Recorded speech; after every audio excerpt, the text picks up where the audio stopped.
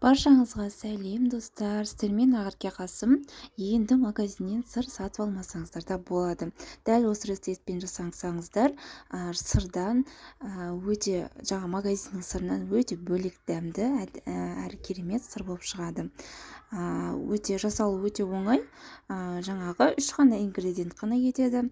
Сонымен қатар өте жеңіл, нежный, тойымды сырды біз осылай жасап шығаратын боламыз.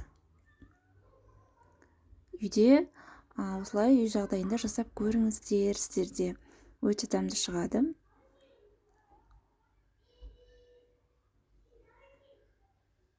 Балдарыма беріп көрдім, оларға да қатты ұнады. Және де тағы сұрап жатыр менен жасап беріңіз деп. Ең алдымен ол үшін осындай тетрапакет болсын, қолдың сүті болсын жарай береді. Осылай 1 литрін кастрюлемізге қойып, оттың астын жағып қоямыз. Содан соң осындай бөлек ыдысымызға 4 жұмыртқамызды салып, одан кейін қолдың қаймағын қолдандым. Сіздер заводской қаймақты қолдансаңыздар болады. 4 ас қасық қаймағымызды саламыз. Содан соң оған кішкене ғана өлшеп алсаңыздар да болады, көзбен өлшесеңіздер де болады. 7 грамм тұз қосамыз және жақсылап араластырамыз. Сүтіміз осылай көтеріліп, енді қайнайын деп бастап жатқан кезде сапырып жібереміз және осылай жаңағы массамызды, жұмыртқамызды құйып, кішкене жаймен осылай тоқтаусыз араластырып тұрамыз.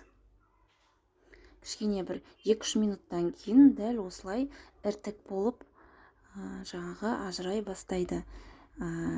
Міне сәл тағы ұстасаңыздар, осылай не болады? Іртік болып шығады.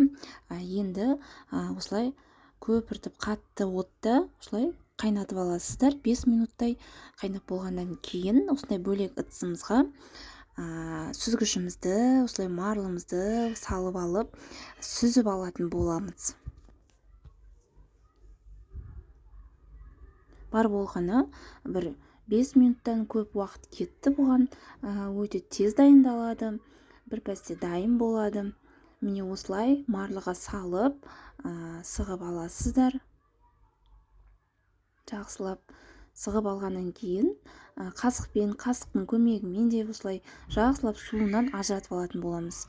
Ыдыстарыңыз жаңағы шұңғырлау ыдыс болуы тиіс. Сонымен оның үстіне ең ауыр суды қойып қоямыз. Мен 3 литрлік банканы қойып қойдым. Міне мен 5 сағат ұстадым. Сіздер түнге қойып қойсаңыздар да болады, бір күн тұрса да әдемі болады. Міне біздің сырымыз дайын болды. Өте ерекше, нәзік, әдемі, дәмді сыр шықты. Сіздер де осы рецептпен жасап көріңіздер. Менімен бірге болыңыздар.